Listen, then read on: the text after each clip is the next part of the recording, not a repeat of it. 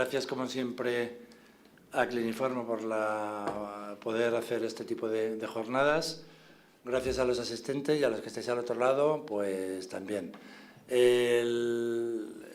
jornada de hoy es un poco atípica en el sentido de que no es las que estamos acostumbrados a hacer aquí y tampoco las que suele estar acostumbrada a hacer la asociación en otros tipos de... Ha sido por la insistencia de Teresa, que es muy insistente, y de Luis Reynoso, presidente, al que saludamos para cuando nos vea. Y es una especie de curso de investigación y comunicación científica de medicina del trabajo, de la cual estamos tan carentes, tanto el personal médico como la enfermería, en salud laboral. Y yo creo que contamos con tres buenos expertos en esta jornada y la próxima, para poder llevar a cabo por lo menos los conceptos básicos de los que nos van a hablar. Os voy a presentar a los ponentes y luego ya empezamos. Y ya os dicen ellos, Teresa, y esto es un poco la dinámica de la jornada. Primero empiezo por Teresa del Campo, que es muy conocida en salud laboral, medicina del trabajo, por lo menos en Madrid. Ella es médico del trabajo y está en el Hospital Universitario Fundación Jiménez Díaz, popularmente llamada Concha, aquí al lado. Luego está la doctora Lourdes Jiménez Bajo, médico del trabajo también, y está en Deloitte. Y por último, Alejandro Fernández Montero, ha venido de más lejos, ha venido de Pamplona, médico del trabajo también, y está en la Clínica Universitaria de Navarra, en la Casa Madre, en Pamplona, porque ahora como tenemos sucursal aquí en Madrid, pero ha dicho que insistió que estaba allí, en Pamplona. Bueno, os dejo con los tres ponentes. Teresa, entonces un poco la presentación, la dinámica de la jornada, y gracias. Muchas gracias. Bueno, antes que nada, daros la bienvenida y las gracias por estar aquí, y también a los que estáis allí, que sois la mayoría, estáis conectados a distancia vía streaming. Para nosotros, como ha dicho Goyo, nos hace la verdad es que mucha ilusión este curso. Pensamos que, bueno, que a todos nos viene muy bien, ¿no?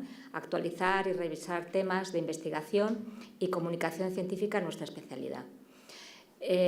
Habéis visto el programa, entonces son 2 sesiones de 4:30 a 7:30. Ahí están los temas, los ponentes, cómo lo vamos a hacer. Tenemos la vocación de hacerlo bastante práctico y muy dirigido a nuestra especialidad, como os decía. Hoy vamos a hacer pues, una breve introducción, que empezaré yo a hacerla. Después nuestra compañera Lourdes pues, hablará de método científico, y finalmente Alejandro va a exponer pues, tipos de estudios científicos. Ahí haremos unos 5 minutos más o menos de preguntas y una pequeña pausa café. Aquí tenemos el placer de poderlo disfrutar entre todos, y a los que estáis lejos también os animamos a que lo toméis donde podáis. Quiero, por supuesto, dar las gracias a Goyo, que nos ha facilitado estas instalaciones, al Ministerio de la Presidencia de aquí de Moncloa, en Madrid, porque es una oportunidad tener aquí el curso. Y luego haremos una segunda parte, que ya es taller. Es un taller de lectura crítica. Vamos a hablar y un poco a debatir entre todos los 4 artículos científicos que os hemos dejado en la entrada, en papel, y para los que os estéis conectados en la web, por internet, sí que también los tenéis ahí disponibles justo debajo de la imagen del vídeo. Bueno, sin más, vamos a comenzar a ver la introducción. De todos es conocido la definición ya clásica, ¿no?, de nuestra especialidad, con nuestras 5 competencias, y una competencia importante es la investigadora, de tal manera que está reflejado en el propio boletín, en la orden, ¿no?, ministerial que regula nuestra especialidad, nuestra formación MIR, ya desde el 2005. Es la última competencia que figura, pero pensamos que desde luego no es la menos importante. El curso de hoy, ¿qué objetivos tenemos? Pues tenemos como objetivos, como os decía antes, que sea teórico, pero que fundamentalmente sea práctico. Incluso en la parte teórica iremos haciendo alusiones a ejemplos de posibilidades de investigación y comunicación en nuestra especialidad. Vamos a revisar y actualizar, en algunos casos, conocimientos, básicamente, para pasar también a técnicas y habilidades, lo que se llama ahora herramientas, e intentar que nos vayamos con algo útil, ¿no?, decíamos el otro día. Ideas, inquietudes, que nos pique un poco, ¿no?, el gusanillo de hacer algo más en este campo, que como decía antes Goyo, sí que está un poco falto de presencia por nuestra parte. Entonces, el taller de hoy, como os decía, es el de lectura crítica, Y luego, en la próxima sesión, dentro de 15 días, el jueves 24 de mayo, habrá otros 2 talleres centrados en estudios científicos y uno especialmente más largo, el último, que llamamos cómo preparar un proyecto de investigación en la cocina, ¿no? Para él sí que es bueno que vayáis pensando ideas concretas que podríais desarrollar, incluso que hagáis el esfuerzo de escribirlas, y nos gustaría que nos lo fuerais enviando por correo, al correo de la secretaria de la asociación, de la Asociación Española de Especialistas en Medicina del Trabajo. Eso nos va a ayudar a todos a que realmente pueda ser más práctico y aprovechar más ese taller. Entonces, lo que vamos a ver como objetivos concretos de conocimientos, herramientas en investigación, son pues, básicamente la investigación sobre salud de trabajadores en su medio de trabajo. El compartir, cómo compartir nuestro conocimiento. A veces sí que tenemos pues, trabajos, pero nos lo guardamos para nosotros, ¿no? Pues cómo compartirlo, en forma de comunicación científica, en forma de artículo. Importante, que vamos a ir hablando bastante, conocer fuentes de investigación. Ahora realmente con Internet es mucho más fácil que era hace años. Intentar buscar pues, revistas concretas, también índices bibliográficos, que ahí tenemos facilidad de encontrar muchas revistas en español, en otros idiomas, ¿no? Porque es la base de, bueno, primero actualizarnos y segundo, el poder ver temas para nosotros hacer trabajos. Luego, por supuesto, aparte de hacer esa revisión de los trabajos, es hacer una lectura crítica, que hoy haremos, ¿no? Lectura crítica en general se habla de fijarnos en las fortalezas de los artículos, pero también en sus debilidades. Todos los tienen, unos más que otros, ¿no? Los propios autores en los artículos, al final en la discusión, es obligado a escribir de las limitaciones del artículo. Entonces, es bueno que nosotros también nos fijemos en eso, ¿eh? No todo tiene la misma importancia. Y, por supuesto, al final la parte más práctica, o sea, que ese conocimiento compartido llegue a una parte de aplicación del conocimiento en la práctica clínica, como especialistas de medicina y de enfermería del trabajo. En general, investigación en salud, en cualquier área de salud, pues es muy importante, en resumen, recopilar información, hacer una buena descripción de datos, un análisis exhaustivo de ellos e interpretarlos, o sea, todo con ese orden, ¿no? Y como decíamos antes, con un fin, o sea, no solamente es porque sí, sino el fin es mejorar la salud de los individuos, de los pacientes, en nuestro caso de los trabajadores, y también a nivel poblacional. En nuestro caso ahora se habla mucho, por ejemplo, de la vigilancia de salud colectiva. ¿Qué atributos fundamentales tiene una buena investigación? Pues hacer una buena planificación, es inconveniente. Por supuesto, es ser muy exacto en la recapitulación de los datos y interpretarlos de una manera imparcial. Muchas veces nos gustaría que los datos fueran de una manera, según una hipótesis que tengamos, pero los datos son los que son, ¿no? Bueno, pues ser imparciales con ellos. Y vamos a repasar un poquito, muy brevemente, un poco un proceso, ¿no?, de investigación. Investigación a veces nos asusta un poco la palabra, o nos asusta o nos atrae, pero bueno, hay que un poco desgranarlo, ¿no? ¿Cómo seleccionamos un tema? Pues primero, muy básico como en general, ¿no?, en la vida, curiosidad. A veces, bueno, pues deberíamos ser más curiosos en cosas muy cercanas a nosotros, a nuestra práctica clínica, el por qué son así, si se podrían hacer de otra manera, en otro sitio que hemos leído que se hacen de otra. Bueno, la curiosidad es importante. Necesidades sanitarias, beneficios, oportunidades, y a veces también lo fortuito. Pues surge una técnica que aparece nueva o surge algo que hemos leído o alguien que hemos conocido, entonces intentar también aprovechar esas oportunidades, ¿no? Todo ello, pues lo que queremos es intentar buscar esas brechas de conocimiento, ¿no? O sea, esos huecos de aspectos que no se conocen bien, en nuestro caso, en nuestra especialidad, y que no se conocen bien, que no se han estudiado nunca en algún caso, o que también hay controversias. La mayoría de las veces hay controversia. Unos autores dicen una cosa, otros dicen otra. Bueno, pues intentar nosotros ahí mejorar, ¿no?, ese conocimiento. Y para ello, fundamental, la bibliografía, porque si no sabemos lo que dicen los demás, pues tampoco sabemos muy bien cómo está el conocimiento compartido de la comunidad, ¿no?, de nuestra especialidad, la comunidad científica. Tenemos que partir de leer y ahora mismo insisto que es muy fácil el buscar información vía Internet. Y también hasta el final, o sea, leer al principio cuando estamos eligiendo el tema, pero también hasta el final, cuando ya elaboramos ese artículo o esa comunicación para discutir, contrastar nuestros resultados con los de la literatura. En concreto, el tema para investigación, pues se recomienda que sea factible, que se pueda hacer, interesante, novedoso, ético, por supuesto, y pertinente. La palabra pertinente saldrá varias veces en este curso. Significa, ya lo recordamos, que es algo adecuado en un momento dado. Hay veces que hay cosas que serían estupendas, pero que en ese momento no se pueden hacer, ¿no? Pues centrarnos en cosas que sean factibles, que no significa fáciles, o sea, cosas que realmente nos animemos y podamos hacer. Fundamental es también, en general, en medicina basada en la evidencia y nos ayuda a centrar nuestros estudios, la pregunta PICO. Eso es un acrónimo que viene de estas iniciales, de estas palabras, paciente o problema. Nos tenemos que fijar qué queremos, qué grupo de pacientes o qué problema concreto queremos estudiar. Intervención, pues qué diagnóstico, qué tratamiento, qué prueba queremos un poco estudiar. En comparación, ahí ven el C con otro, que normalmente ya está más establecido y es más conocido, o incluso con no hacer nada. Y luego al final, por supuesto, el resultado, el outcome que se dice en inglés, el ver pues, ese resultado en eficiencia, en pronóstico. Un ejemplo, por ejemplo, en salud laboral, en medicina del trabajo, podemos estudiar asociación entre exposición ocupacional y EPOC, que sería el problema.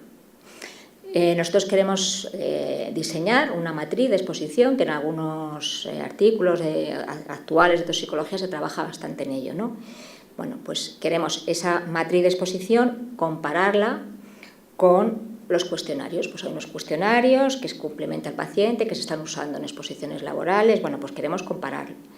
Y luego nuestro resultado, pues al final va a ser un estudio de riesgo, que vamos a ver luego mucho con Alejandro, cómo es el cálculo de riesgo de enfermedad. La pregunta PICO, la pregunta clínica, que también se dice a veces, pues nos ayuda a diseñar el tipo de estudio. Ya no sirve cualquier estudio para cualquier pregunta, hay que centrarlo. Y la palabra factible que decíamos antes, factible que no fácil. Intentar siempre, bueno, apurar todo lo que podamos, no quedarnos en lo más fácil. Al planificar cualquier investigación, muy importante, el tipo y tamaño de la muestra que se va a estudiar, de eso hablaremos en el curso.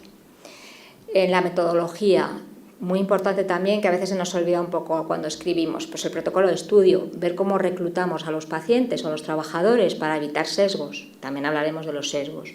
Criterios de inclusión y de exclusión, muy importante para analizar esa pregunta PICO, el grupo primero de pacientes o problema.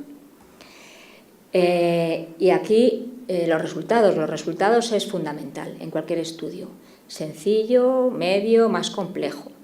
Ahí el primer paso son unos buenos resultados descriptivos, simplemente unas tablas de frecuencias, eso lo podemos hacer cualquiera, con unos cálculos, que básicamente también lo tenemos muy accesible, hacer unas medias, unos intervalos, unas desviaciones, unas buenas gráficas, pensadas, insisto, en nuestra pregunta, centradas siempre a lo que queremos estudiar, y correlaciones, eso realmente se consideraría que es descriptivo.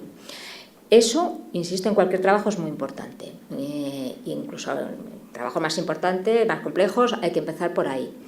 Muchos de nuestros trabajos en el área de salud laboral, de medicina del trabajo, se quedan en el aspecto descriptivo. Lo hemos hablado estos días, que sí que nos gustaría un poco servir de acicate para ir a algo más, a hacer estudios un poquito más complejos. Es verdad que no solamente es problema nuestro, si nos podemos conformar con eso. Hace poco leímos en la Comisión Europea que hablaban que en general en Europa había pocos estudios de intervención y prospectivos en población laboral europea, y que entonces que se estimulaba a los profesionales a que trabajaran más en este aspecto. Y luego ya la segunda parte de estudios más complejos, que vamos a hablar bastante en el curso, son estudios que se llaman de probabilidad, con distintas pruebas que a todos nos suenan, las hemos estudiado, vamos a refrescarlas y ver un poco su parte más práctica. ¿Por qué tienen más valor? Porque al final hace que esos resultados se puedan generalizar, sean más extrapolables. Entonces, algo que describamos nosotros, que a veces no tiene por qué ser con una muestra muy grande, tiene que ser una muestra suficiente, sí que puede tener más valor para otros compañeros, porque sí se puede extrapolar. Metodología, en resumen, pues investigación, unos buenos resultados y esos resultados pues comunicarlos en publicaciones científicas, en comunicaciones científicas, ahí también los tres lo hemos hablado y sí que nos gustaría lo mismo, que nos animáramos entre todos a publicar, a comunicar más, porque lo que no se comunica no se conoce. Y es una manera de crear más comunidad de médicos y de enfermeros del trabajo. Beneficios prácticos, ya estamos terminando. Pues actividad creativa. Con la investigación rompemos un poco rutina, todos hacemos cosas muy rutinarias, en medicina, enfermería del trabajo, en otras especialidades también, hasta en cirugía cardiovascular. Todo al final puede ser muy repetitivo, pero es como, bueno, romper, poner un poco la guinda a nuestro trabajo. Actualizar la bibliografía, que nos ayuda, como decíamos al principio, para mí es muy importante a estar actualizados, lógicamente, para nuestra práctica profesional y a ver, pues eso, ideas, huecos, brechas, donde nosotros podemos aportar algo, ¿no? Por nuestra experiencia, por nuestro trabajo. Todo ello nos va a ayudar mejor a mejorar nuestro enfrentamiento con problemas prácticos, clínicos del día a día, no nada ajeno a nosotros. Y también mejorar la colaboración con otras personas. A veces hemos hablado, ¿no?, en medicina del trabajo que estamos un poco solos, normalmente trabajamos en servicios pequeños en comparación con otros servicios y es una manera también a veces de hacer redes, de conocer a otros compañeros con unas inquietudes similares y salir un poco de ese aislamiento. Muy rápido, algunos autores señalan dificultades en investigación en ciencias de la salud. Para mí, en nuestro tema de medicina, enfermería del trabajo, lo más importante a veces es el tiempo y el tema metodológico, a veces sí que nos puede faltar. La famosa palabra pertinencia, pues muy importante, esa pregunta de investigación, ver si alguien la ha respondido o si hay respuestas controvertidas o si a lo mejor se ha respondido pero justo no en nuestro medio, se ha respondido en otro tipo de población, con otra edad, en otro país, puede haber factores pues, que realmente haya que estudiar en un medio más cercano a nosotros. Por supuesto, la importancia del problema. La medicina basada en la evidencia, que en general es la tendencia actual, hacer práctica clínica basada en la mejor evidencia científica disponible en ese momento para tomar decisiones de cara al paciente, o sea que también insisto en el aspecto práctico de la investigación. Y termino ya con una frase que me ha gustado, de Bovendriz, que es profesora de metodología de investigación y escritura científica en la Escuela Andaluza de Salud Pública. Y dice textualmente, hay muchos problemas de salud cuya formulación y realización es simple y cuyo estudio es factible por profesionales serios, comprometidos, yo diría animosos, con una formación metodológica básica. Bueno, pues este curso trata un poco eso, de actualizarnos, refrescar esa metodología y animarnos entre todos a hacer una comunidad en medicina y enfermería del trabajo. Gracias, ya dejo paso a Lourdes Jiménez.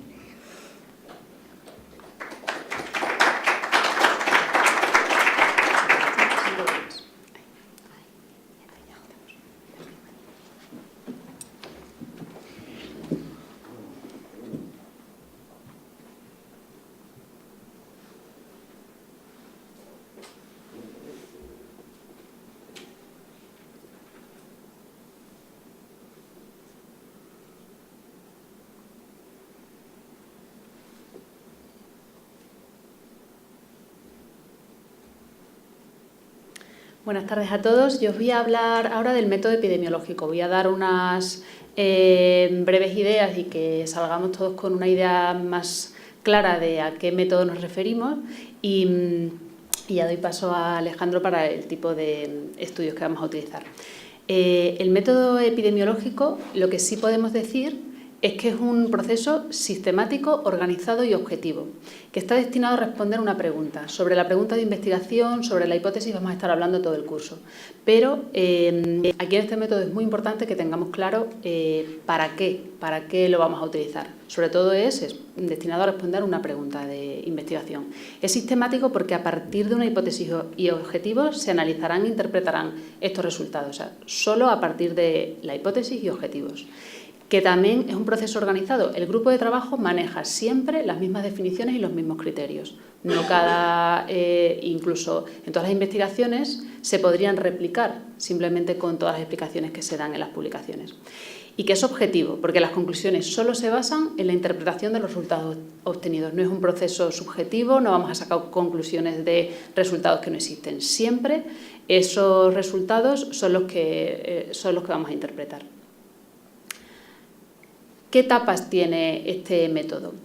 Esta es casi como la más importante y lo que vamos a ver en el curso. Este método empieza, como hablaba Teresa, con la curiosidad, empieza observando la realidad y viendo sospechando, por ejemplo, la influencia de un factor en una enfermedad, o simplemente observando la realidad, intentando pensar en alguna hipótesis de causalidad. Que además vamos a formular una hipótesis. Esa será la traducción de la pregunta de investigación. Una hipótesis, pues si estamos hablando de un factor que puede incidir en una enfermedad o en otro tipo de problema de salud. Esa hipótesis, esa pregunta de investigación la vamos a verificar y vamos a obtener esos resultados. Esos resultados son los que van a verificar y después, posteriormente, a determinar si esa asociación que encontramos cuando hacemos el análisis estadístico, si existe esa asociación estadística, vamos a aceptar o rechazar la hipótesis. Cuando veamos los contenidos de estadística, pues lo veremos más, pero esto es simplemente empezar con la idea. Vamos a determinar esa asociación estadística, aceptar o no o rechazar la hipótesis y después, a partir de esa asociación estadística, vamos a comprobar o vamos a juzgar si esa asociación además es causal. No solo que hemos obtenido esos resultados, que hemos decidido aceptar o rechazar la hipótesis, sino que en la pregunta de investigación que estábamos estudiando, pues si realmente tenemos una relación causal. Eso es como lo más importante, el punto final de este método. Pero además, cuando tenemos que analizar esa asociación causal, lo que sí tenemos que ver es que tenemos que excluir los sesgos o factores de confusión, porque podemos tener una asociación estadística o una metodología perfecta en la investigación, pero es que no estamos teniendo en cuenta que puede haber factores que actúen de confusores.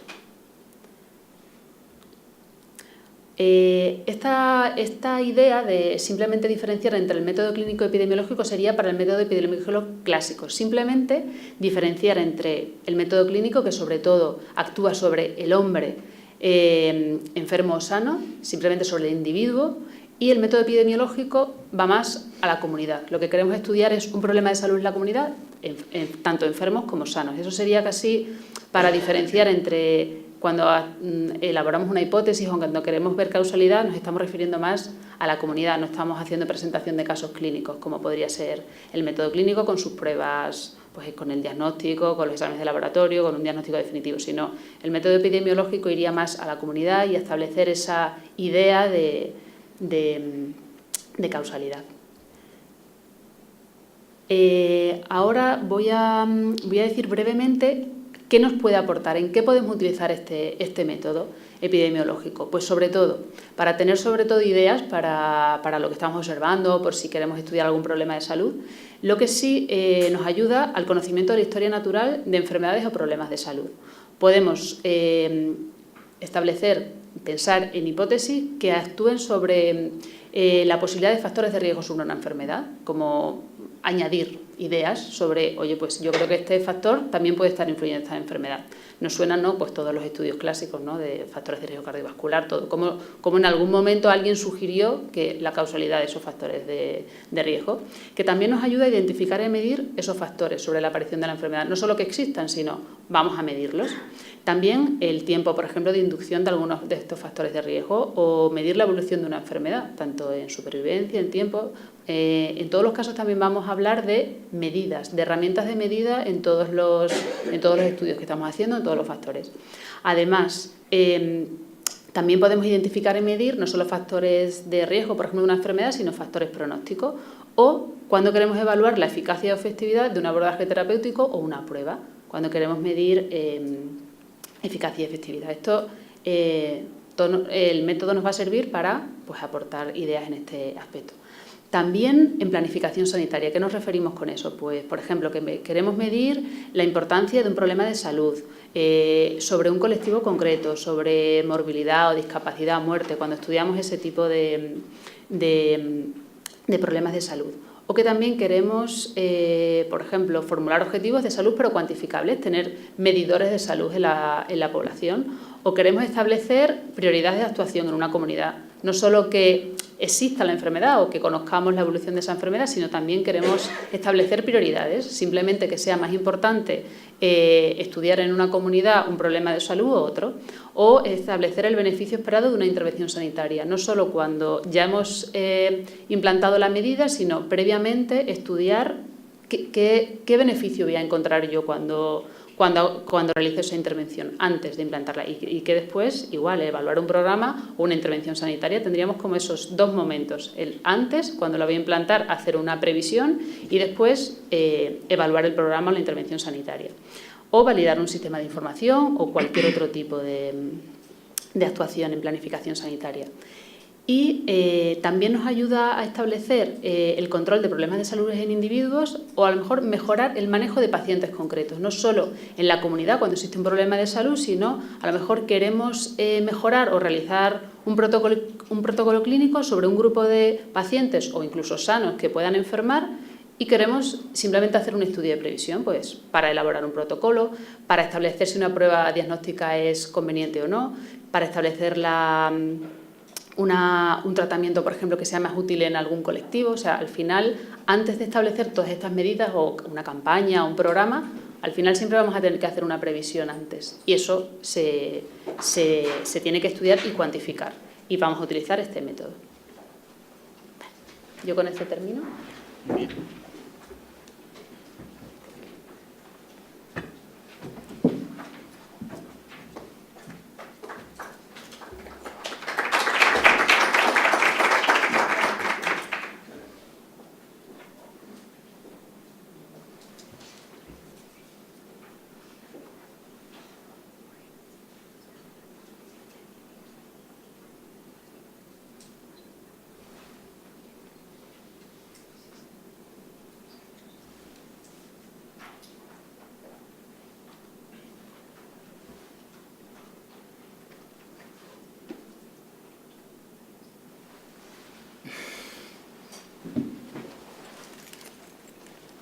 Perdonar es lo que nunca debe de pasar, ¿no? Que vayas a abrir PowerPoint y no... ¿Eh? Sí.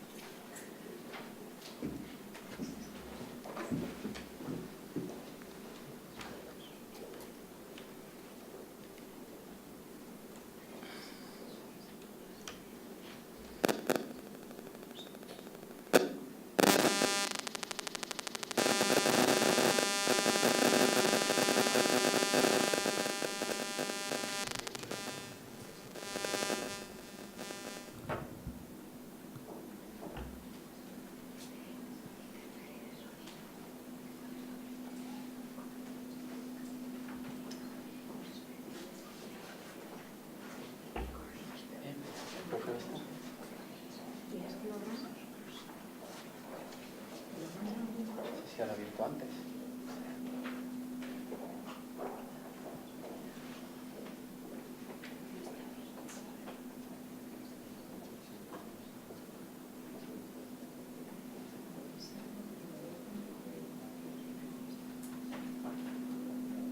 Perdonar, ¿eh?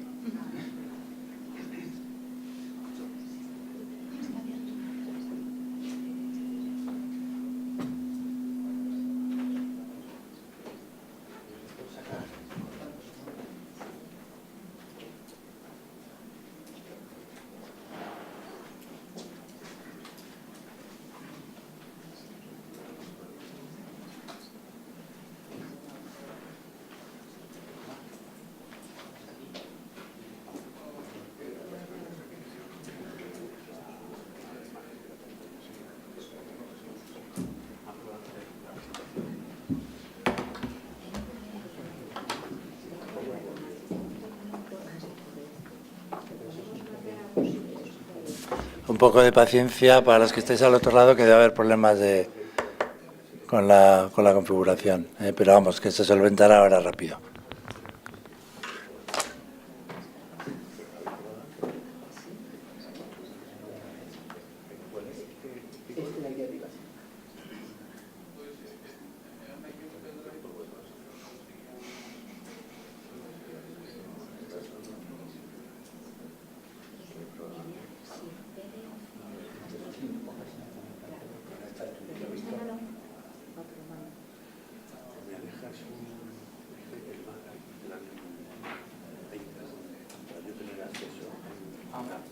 No me lo puedo volver a descargar, ya ves, me lo descargo en un momento.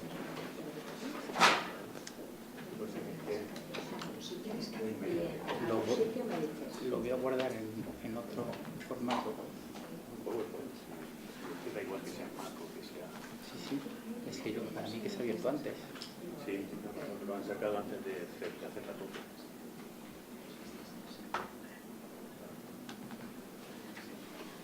Es el archivo 97.2000, a priori bien. Sí, es más moderno. Sí,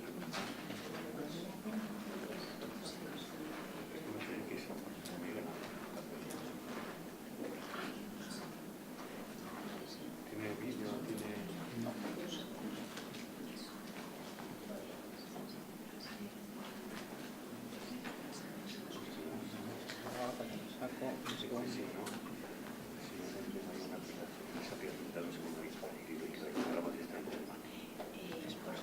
Probar con otro, si quieres, por si acaso.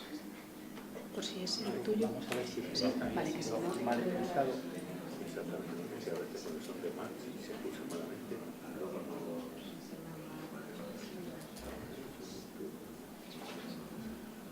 El curso de investigación.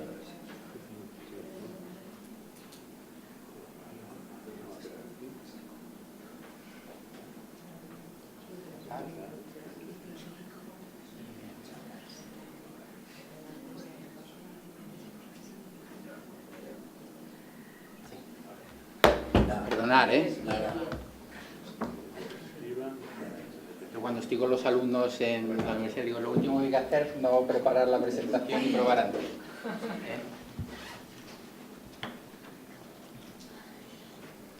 Bueno, pues muchas gracias, sobre todo a ti, Teresa, por la invitación. Entonces, lo que yo pretendo en el rato este que voy a hablar es un poquito condicionaros la elección que tenéis que hacer para realizar vuestros estudios de investigación. Y espero conseguirlo y, como se dice, llevaros al huerto y que cambiéis un poquito lo que son las tendencias a la hora de utilizar los tipos de estudio que utilicéis para realizar vuestra investigación. Entonces, para elegir el tipo de estudio que tenemos que aplicar en nuestra investigación, lo primero que tendríamos que plantear es el objetivo que tenemos en nuestra investigación. Cuando lo escribimos, ¿qué verbo ponemos en esa primera parte al estar escribiendo un objetivo?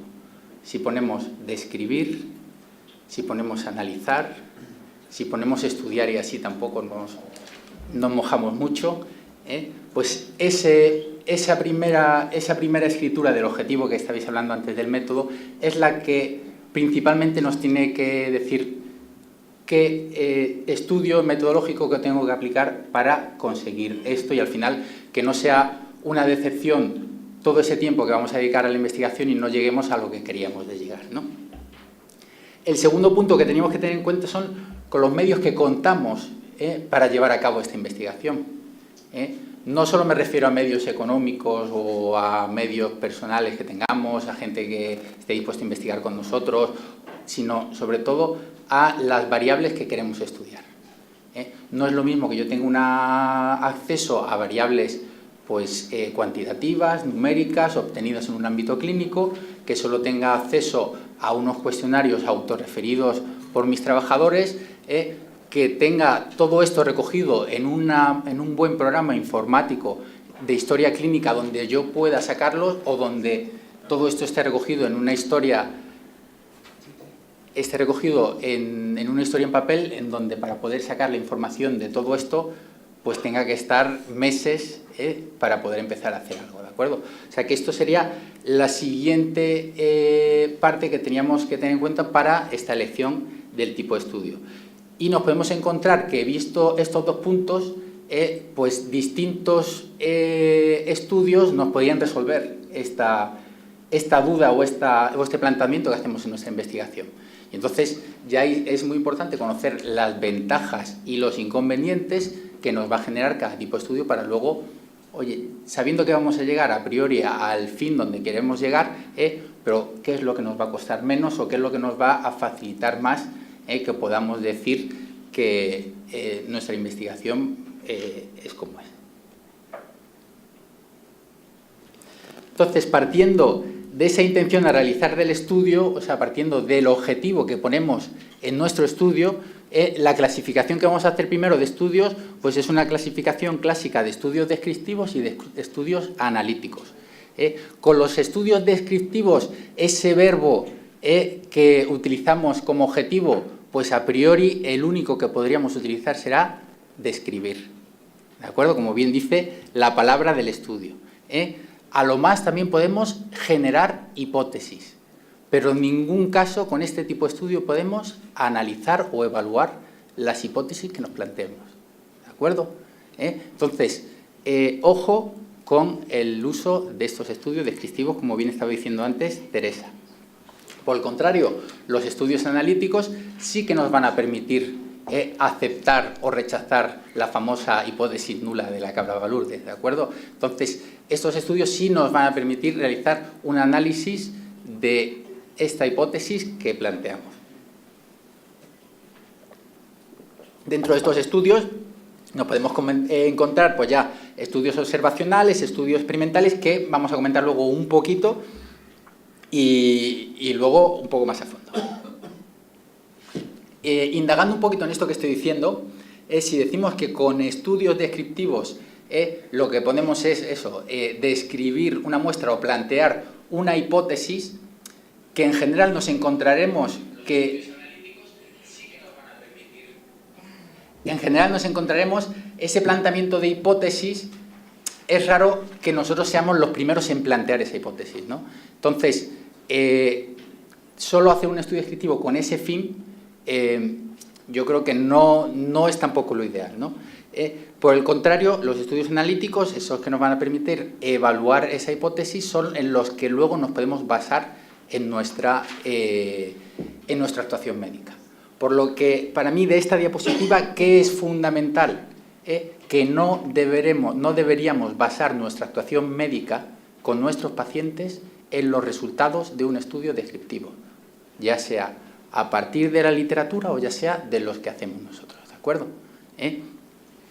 Tenemos que basarnos en estos estudios analíticos, incluso luego con estos estudios analíticos nos pueden surgir nuevas hipótesis, plantearnos nuevas hipótesis que van a estar mejor fundamentadas que a partir de estos estudios descriptivos. Ante la otra pregunta que iba un poquito en la línea de mi charla, ¿qué queremos investigar? Pues también lo que tiene que quedar muy claro en esa escritura que hemos hecho en esos dos párrafos de objetivo es qué es nuestra variable independiente y cuál es nuestra variable dependiente, ¿de acuerdo? Que esto va a ser una cosa que voy a repetir mucho. La variable independiente es nuestra variable de interés, lo que queremos analizar. En muchos casos puede ser una exposición a un factor de riesgo, puede ser una exposición a un factor protector, puede ser un factor genético, puede ser la edad, la variable independiente, ¿de acuerdo? Es la variable que por sí trae el participante de nuestro estudio y nosotros no queremos inferir en ella. Por otro lado, tenemos la variable dependiente, que va a ser pues esa enfermedad que queremos estudiar, que va a ser ese desenlace, ese outcome que comentabais antes, pues tiene que también quedar bien clara en esos objetivos que nos vamos a plantear. Así, por ejemplo, si yo estoy en una empresa y quiero analizar si hay una asociación o si hay un efecto de la dieta de mis trabajadores sobre la hipertensión que presentan mis trabajadores, pues yo en este caso tendría como una variable independiente la dieta, que es la que hace cada trabajador, y una línea de tiempo de esa variable independiente a la variable dependiente, dejando actuar esa dieta, y luego aparecería mi variable dependiente, que sería hipertensión arterial. Entonces esto yo podría mantener un primer estudio de análisis de una hipótesis. Esto, si luego me es interesante y veo que esa hipertensión de mis trabajadores la querría relacionar yo también con algún tipo de evento cardiovascular, como puede ser el infarto agudo de miocardio, pues lo que era antes la variable dependiente, el outcome, se convierte ahora en mi variable independiente, que es la hipertensión. Dejo pasar una línea de tiempo, ese factor de exposición debe tener un tiempo para poder actuar y darle tiempo para que aparezca mi variable desenlace o variable dependiente, que en este caso sería el infarto agudo de miocardio. Esto me generaría un segundo estudio. Otro tipo de clasificación de estudio, pues según el control de variables de interés. Si esa variable independiente está controlada por el investigador, entonces será un estudio experimental. Si ese control además se distribuye de forma aleatoria o por el azar entre los participantes del estudio. Si esa variable está controlada pero no se distribuye de forma aleatoria por el investigador, diríamos que es un estudio cuasi experimental. Esto, por ejemplo, seríamos si queremos hacer una campaña de tabaco y queremos comparar una charla de motivación grupal frente al mero consejo médico en la consulta, ¿no? Entonces, si yo dejo elegir al trabajador si solo quieres que te dé una charla o sea, te doy una charla en mi consulta o quieres ir a mi charla grupal, entonces sería un estudio cuasi experimental.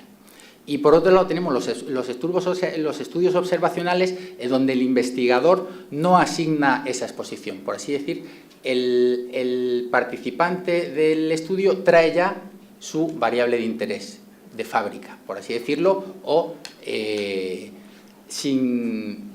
los últimos tiempos ha estado realizando esa exposición a ese factor de riesgo o protector.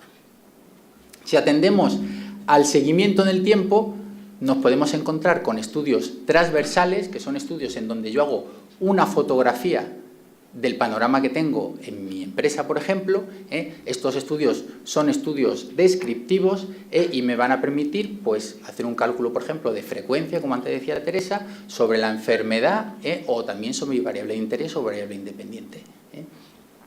Por el contrario, los estudios longitudinales son los que dejan pasar ese tiempo que he estado hablando yo antes. Tengo una variable exposición, tengo una variable desenlace. Pues para que generar un criterio de causalidad de esa variable independiente sobre esa variable dependiente, debe de pasar ese tiempo, y entonces cuando dejo pasar ese tiempo son este tipo de estudios longitudinales.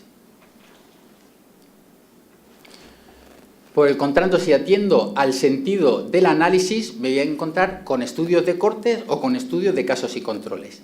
Estudios de cortes, lo que voy a hacer primero es identificar dentro de mis participantes quién está expuesto a mi variable independiente y quién no está expuesto a mi variable independiente.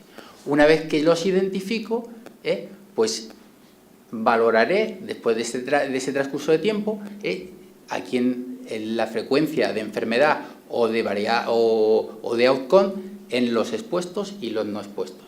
Por el contrario, si parto de un estudio de casos y controles, lo primero que voy a partir no son de quiénes están expuestos y quiénes no están expuestos, sino voy a partir de quiénes están enfermos y quién no están enfermos, o quién tiene la variable dependiente y quién no tiene esta variable dependiente, ¿de acuerdo? Otro tipo de estudios, otra clasificación es atendiendo al comienzo del estudio. Si yo cuando recojo mis datos, en ese primer momento, solo tengo datos para recoger la variable de interés, la variable independiente, esos serán estudios prospectivos. Recojo esa variable de interés y dejo pasar el tiempo y voy esperando que aparezca la enfermedad o la variable de desenlace que quiero estudiar. Si por el contrario, cuando recojo yo los datos, tengo una muy buena base de datos y quiero hacer estudios con esa buena base de datos recogidas, serían estudios ya retrospectivos. En el momento de formular mi base de datos, yo tengo tanto variables independientes como variables dependientes recogidas. Esto para nada quiere decir que la variable dependiente ha aparecido antes que la variable independiente, ¿de acuerdo? Que la variable desenlace o dependiente siempre debe de aparecer en el tiempo posterior a esa variable principal, que es nuestra variable independiente. Y la última clasificación que podemos hacer según el tipo de estudio, pues es según el sujeto. Si la unidad de mi estudio es el individuo, pues serán estudios individuales. Si la unidad de mi estudio es una población, ya sea una empresa comparado contra otras empresas, ya sea un país comparado con otros países, o ya sea un departamento comparado con otros departamentos, pues esta unidad poblacional, entonces estaremos ante unos estudios ecológicos, que estos también son estudios descriptivos. Entonces, visto la clasificación de los estudios, la Task Force en 1996, o sea, hace ya un chorro de años, quiso dar una calidad según el tipo de estudio a la evidencia científica, ¿de acuerdo? Entonces, según todos esos estudios que hemos visto, dijo que los estudios que mayor calidad tenían de evidencia científica eran los ensayos controlados y aleatorizados. Los ensayos controlados sin aleatorizar, pues tenían una calidad de la evidencia científica muy buena también. Estudios de cortes y de casos y controles, pues tenían una calidad entre buena y muy buena. Estudios de múltiples series temporales donde hay resultados significativos, por ejemplo, si nosotros recogemos la tasa de accidentes anuales en nuestra empresa y de repente esa tasa seguida todos los años encontramos un año que aunque hemos hecho la foto de ese año y vemos que hay un aumento considerable de ese outcome, de esa enfermedad o de ese accidente, pues si también se difiere la variable independiente de ese año del resto de los años, pues podíamos también generar cierta causalidad en este estudio. Y por último, los resultados de menor calidad científica, de evidencia científica generan, pues son las opiniones de autoridades, que es verdad que suelen contar poco con nuestra especialidad, los informes de expertos que pues también cuentan un poco con nuestra colaboración, y luego estudios descriptivos o estudios de serie de casos o un caso, que es prácticamente la mayoría de los estudios que hacemos en nuestra especialidad. ¿De acuerdo? Entonces, revisado un poco por encima la cantidad de estudios de los últimos años en nuestra especialidad, que salen de aquí, de territorio español, pues la mayoría está en, no sé si esto va, aquí, estudios descriptivos o serie de casos. Entonces, como hemos dicho antes, si nuestra actuación médica no se puede basar en este tipo de estudios, pues claramente no deberíamos de abusar, como estamos abusando, de los estudios descriptivos, ¿no? Por otro lado, la misma Task Force en 2002-2003 sacó unos nuevos criterios de calidad de la evidencia científica, en donde ya no solo hablaba del tipo de estudio que hay que hacer, sino de la calidad de cada tipo de estudio. O sea, no me vale que hayas un ensayo controlado y actualizado y que no tenga calidad ninguna, porque tampoco puedo basar mi evidencia científica para generar luego actuaciones médicas en ese tipo de estudios. Entonces, en esta calidad, pues habla del tamaño de muestra, que habéis dicho antes algo, habla de la potencia estadística, que va a depender mucho del tamaño de muestra, pero también va a depender de la frecuencia de aparición de enfermedad o de outcome, no solo del tamaño de muestra. Habla también si son estudios consistentes, si esos estudios luego han podido ser replicados por otros estudios. Entonces, por así decirlo, el objetivo de esta charla, que ponía elección del método o de qué tipo de estudio debemos utilizar, yo espero que sea una elección condicionada todo lo que pueda por mi parte, porque vuelvo otra vez no tenía que haber vuelto, vuelvo otra vez aquí. Yo creo que tenemos que intentar pasar de aquí abajo, por lo menos aquí, porque nuestra actuación médica en vigilancia de la salud, que es casi lo que hacemos todos, nos da mucho pie a hacer esos estudios de cortes, ya sean prospectivos o retrospectivos, si tenemos una buena base de datos y un buen programa informático de historia clínica. Y luego, claramente, intentar dar la máxima calidad a estos estudios que hagamos. Y entonces me voy a pasar ahora al tema de la calidad, antes de hablaros un poco más de los estudios, ¿de acuerdo? Porque no sé si tendré tiempo para hablar todos los estudios, desde luego sí que quiero hablar de los estudios de corte, pero independiente del tipo de estudio, vamos a hablar de la calidad de estudio. Y lo que ha resaltado también antes Lourdes, para hablar de calidad hay que hablar de causalidad.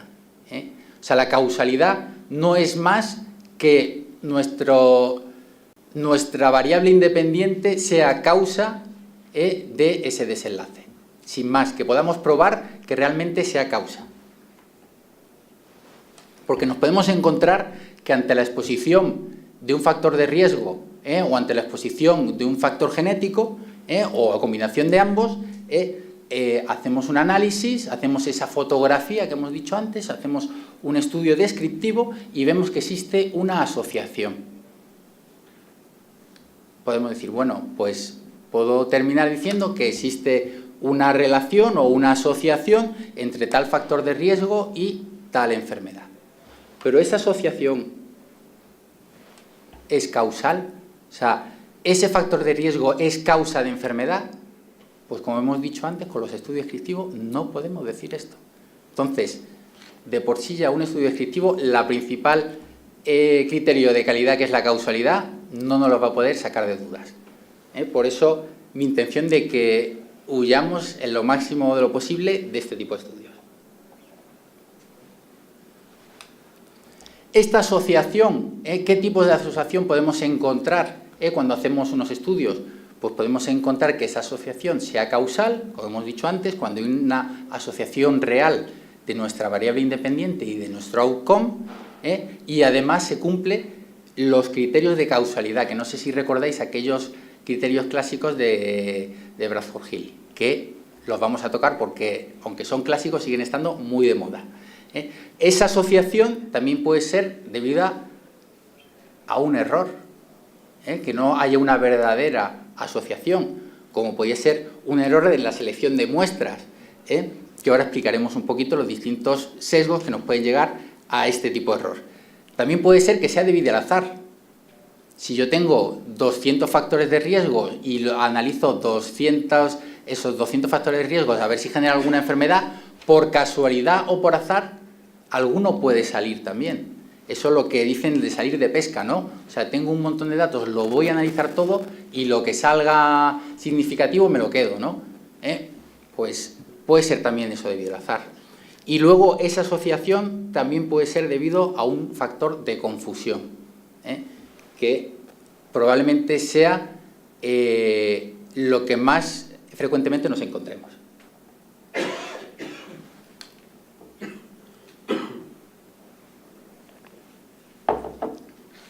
Sesgo de selección. Los sesgos de selección, podemos encontrar un sesgo de selección cuando nuestra población se difiere en algo más que en la exposición que tiene. O sea, si yo quiero analizar cómo fue mi charla del tabaco frente al mero consejo en la consulta médica, me podía encontrar un sesgo de, por ejemplo, de que los que acudieron a la charla estuviesen mucho más motivados frente a los que se quedaron en mi consulta médica. Entonces, ahí podía encontrar un error, podía encontrar que mi asociación encontrada fuese generada por ese error de los que van a mi charla, pues llegan a priori mucho más motivados, no es que los haya motivado yo, y entonces por eso van a dejar más de fumar, más que por la charla que les he dado yo, ¿de acuerdo? Entonces, no podría descartar esa no causalidad. Otro sesgo de selección muy típico también son estudios descriptivos que pretendes hacer una descripción sobre una inferencia de una población, ¿no? O sea, los estudios descriptivos que deberíamos de hacer, sobre todo, tienen que ir dirigidos a ver si esa fotografía de la población de mi estudio la puedo extrapolar a la población general que quiero ver, ¿no? Entonces, ahí es cuando hay que tener muy en cuenta que esa población que tenemos nosotros para estudiar sea representativa de la población general. Generalmente, no lo he comentado antes, pero de la representatividad se abusa muchísimo. Es verdad que para estudios transversales, si no hay representatividad, porque tú lo que estás describiendo, y entonces lo que te interesa es que lo que describas sea lo más parecido a la realidad que te puedes encontrar con otra foto de toda la población, sí que debe haber una gran representatividad. Pero a nivel de salud pública, en los últimos 20 años, las cortes que más evidencia científica han aportado en la salud pública son la corte de Framingham, la corte de las enfermeras de Harvard, en donde claramente una corte que está solo formada por enfermeras no es representativa de la población. La corte de Framingham no hay ninguna persona de color negro. Claramente no es representativa de la población de Estados Unidos. Pero sí que ha sido donde más evidencia científica se ha sacado en los últimos años en salud pública, ¿no? O sea que lo de la representatividad sí para estudios transversales, no para estudios analíticos no es necesario. Porque yo supongo que si una enfermedad, un factor de riesgo genera una enfermedad en las enfermeras, doy bastante por hecho que también me lo va a generar en los médicos o en las doctoras, ¿de acuerdo? Entonces, otro sesgo de selección en esos estudios descriptivos que puedo encontrar, por ejemplo, quiero valorar el riesgo o quiero valorar un riesgo psicosocial en mi empresa. Y entonces paso un cuestionario por correo electrónico para que la gente lo rellene. Entonces, podría tener primero un primer sesgo que el que lo rellena pues está de muy buen plan con la empresa. Y entonces podría ser que todo el que lo rellena está de muy buen plan y por eso quiere colaborar con la empresa. Podría tener un segundo sesgo, que no lo podría descartar, que el que lo rellena es porque está harto de la empresa y quiere protestar a través de ese cuestionario.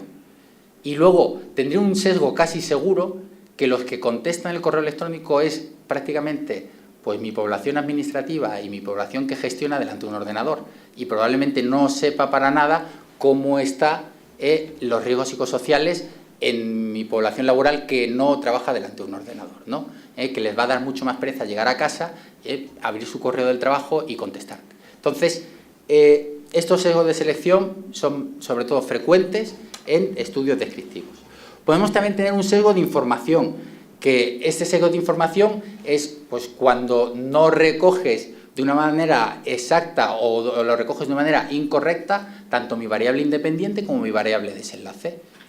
Esto suele pasar mucho en cuestionarios autorreferidos, donde si tú dejas que el paciente pues, por su cuenta rellene ese cuestionario, pues generalmente existe un sesgo que se llama el sesgo de deseabilidad, que todo el mundo pone lo que socialmente está bien visto, y entonces se tiende hacia ese sentido. Así que para evitar este sesgo, la verdad que nosotros lo tenemos muy sencillo porque vemos a un montón de gente en un ámbito clínico donde nos manejamos con un montón de datos en ese ámbito clínico, o sea que sería cuestión de recoger estas variables que queremos estudiar en ese ámbito clínico, que esas variables fuesen lo más objetiva posible. Si es hipertensión arterial no es sí o no, es una toma de hipertensión arterial elevada o es toma de fármacos, ¿de acuerdo? O sea, hacer las variables lo más objetivas posibles y luego si vamos a utilizar encuesta, utilizar herramientas validadas. Las herramientas validadas, mejor si son herramientas internacionales validadas y que luego han sido también validadas en castellano o en el idioma que pasemos nosotros en nuestros cuestionarios. Porque si nosotros queremos dar repercusión a nuestra investigación, lo ideal es que no solo se quede en nuestro ámbito estatal, sino que siga a un ámbito pues, mundial. Como usted decía Teresa antes, ¿no? El Internet da acceso a todo el mundo a nuestra investigación, ¿no? Entonces, mejor utilizar ese tipo de herramientas validadas que la herramienta que me va muy bien, que yo paso en mi consulta, pero no está válida, ¿no?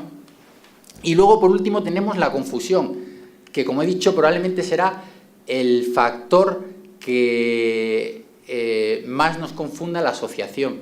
Cuando hablamos de confusión es cuando aparece una tercera variable que no contábamos con ella y realmente es la que se asocia con esa enfermedad o con ese outcome que hemos estudiado. Y vamos a poner un ejemplo. Para que veáis que en todos lados se cuecen habas, en el New England de 1981 publicó un estudio de casos y controles en donde decía que el café se relacionaba con el cáncer de páncreas. Yo creo que además yo creo que es de los que damos, o yo por lo menos en su día, di en clase cuando estudiaba. Entonces, salió esto, fue un New England, fue un artículo súper comentado y los posteriores años pues no había otros estudios que fuesen capaces de replicar estos resultados. Entonces, pues se planteó la veracidad o por qué tenía el New England sacaba estos resultados, ¿no?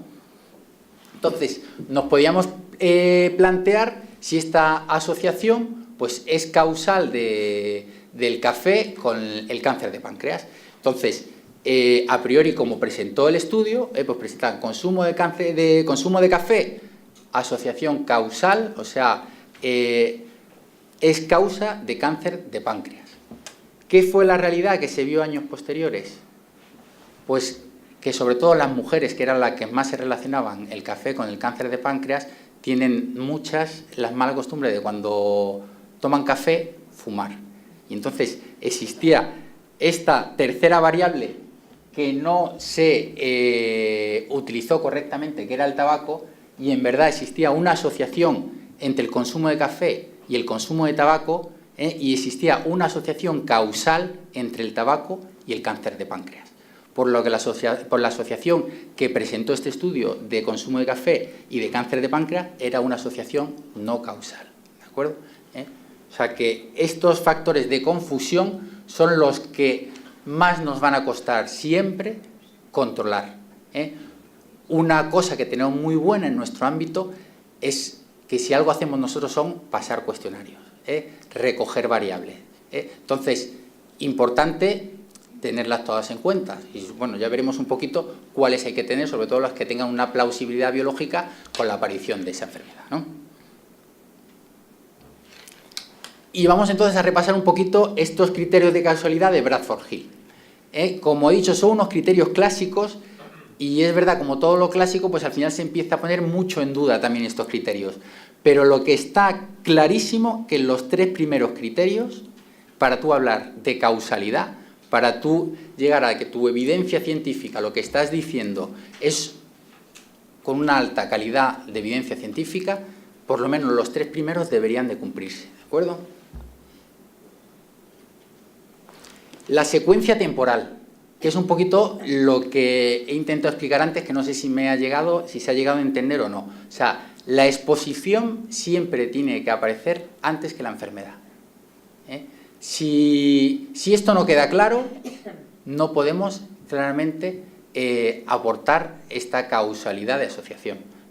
Incluso si el periodo entre exposición y enfermedad es un periodo corto o biológicamente no nos cuadra tampoco, no podríamos hacer tampoco esta inferencia y hablar de causalidad, de factor de riesgo y enfermedad. Un ejemplo, asbesto y cáncer de pulmón. Yo tengo una exposición de un trabajador mío en asbesto, tras un periodo de latencia de 10-20 años aparece un cáncer de pulmón. Pues todos nos iríamos al Real Decreto de las Enfermedades Profesionales porque nos quedaría todo el mundo clarísimo que esto es una enfermedad profesional.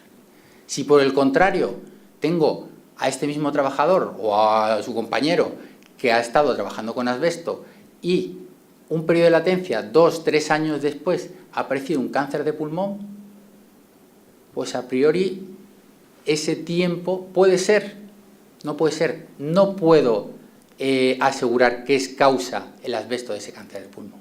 O sea, no me permite decir que existe este criterio de causalidad. O sea, que no solo debe existir ese criterio temporal, sino que debe de respetarse un poco esos tiempos que biológicamente hacen plausible la aparición de la enfermedad.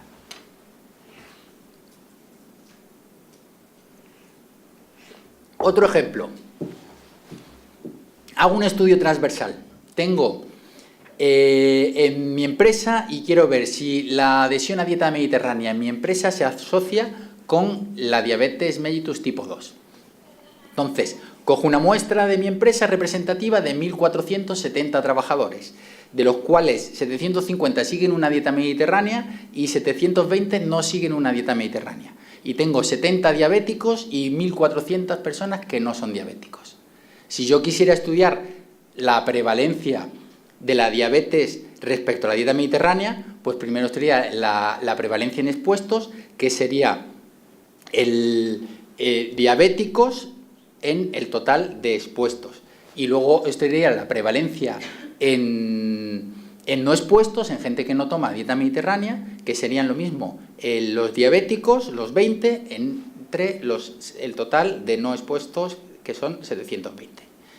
Y entonces, con estos números, me encontraría yo que tengo una prevalencia de diabetes en expuestos, o sea, de diabetes en gente que consume dieta mediterránea, de un 7%. Y una prevalencia de diabetes en gente que no consume dieta mediterránea, de un 3%. Y entonces, bueno, puedo decir, bueno, desmonto el Predimed hoy mismo. Esto, dieta mediterránea, no solo no se asocia o no previene la dieta mediterránea, sino que aumenta el riesgo, mal dicho, porque aquí estoy en un estudio transversal, no puedo hablar de riesgo, ¿de acuerdo? O aumenta esta asociación, tengo una asociación. Entonces, con estos resultados yo podría decir 3 cosas. Lo primero, pues lo que he dicho antes, que tengo una nueva hipótesis, podría plantear una nueva hipótesis. Oye, la dieta mediterránea hay que comprobar otra vez si genera, si previene la diabetes, porque en un estudio transversal a mí se asocia con ella. Podría pensar otra segunda cosa, que los diabéticos que consumen dieta mediterránea enferman menos que aquellos diabéticos que no consumen dieta mediterránea. Entonces, porque enferman menos, aquellos diabéticos que no consumen están de baja en su casa y yo no les he entrevistado para entrar en mi estudio. Entonces, tengo una población de diabéticos sanos que consumen dieta mediterránea trabajando y una población de diabéticos enfermos que no consumen dieta mediterránea y que no han entrado en mi estudio en casa. Tampoco podría descartar esto, a priori, con un estudio transversal. Y luego podría pensar lo que pues el diabetes me vino a la de salud, le dije, tengo un montón que porque soy muy conocido y que consume la mediterránea. No puedo, en un estudio transversal, ver esa causalidad. Es lo que dice, no se puede descartar esa causalidad inversa. ¿Qué va antes? ¿La exposición o la enfermedad? No lo puedo descartar. ¿De acuerdo? O sea, que un estudio descriptivo me sale también totalmente de este criterio. Segundo criterio de Bradford-Hill, fuerza de asociación. Cuando yo hago mis análisis, pues puedo calcular un riesgo relativo, hago una odds ratio, hago una hazard ratio también, si he tenido la prudencia de coger fechas, pues cuanto mayor sean estas asociaciones, pues a priori la causalidad será más probable que se dé. ¿De acuerdo? Pero no solo vamos a tener en cuenta la asociación, o sea, la magnitud de estas variables, sino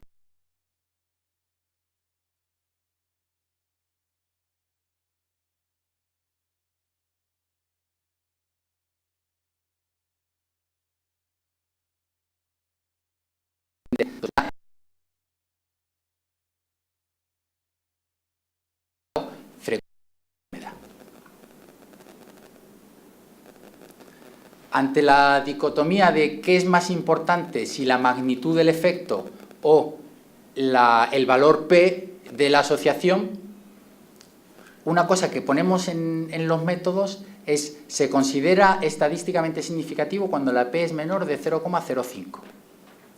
A partir de ahí me da igual la P, ¿De acuerdo? Que esto muchas veces también hacemos mucho hincapié en los métodos o en los resultados. La P fue de 0,000001, ¿no? Que esto debería ponerse P menor de 0,001, ya es suficiente. O sea, si yo tengo dos estudios, tengo un fármaco, uno que frente al placebo me hace perder una media de 19 kilos y una P de 0,04, que es significativo, que esta P lo único que dice es cuánto de probable es que esto se dé al azar, no dice otra cosa. Y luego tengo otro estudio, otro fármaco que me hace perder peso y en vez de esos 19 kilos de antes me hace perder una media de 4 kilos con una P súper significativa. Desde luego yo me iría por el fármaco 1. O sea, fijaros mucho más, por favor, en las magnitudes de los efectos. Muchas veces, aunque salgan significativos, porque tenemos poblaciones enormes, que si al final tienes población enorme, cualquier cosa que analicéis va a salir significativo, pero que la diferencia sea de 2 mililitros de no sé, pues un LD de 140, 144, pues eso te va a hacer cambiar a ti tu forma de actuar con tu paciente. Si tiene una media de 140, 144, pues no, ¿no? Entonces, esa magnitud es la que se debe de imponer cuando un valor es significativo.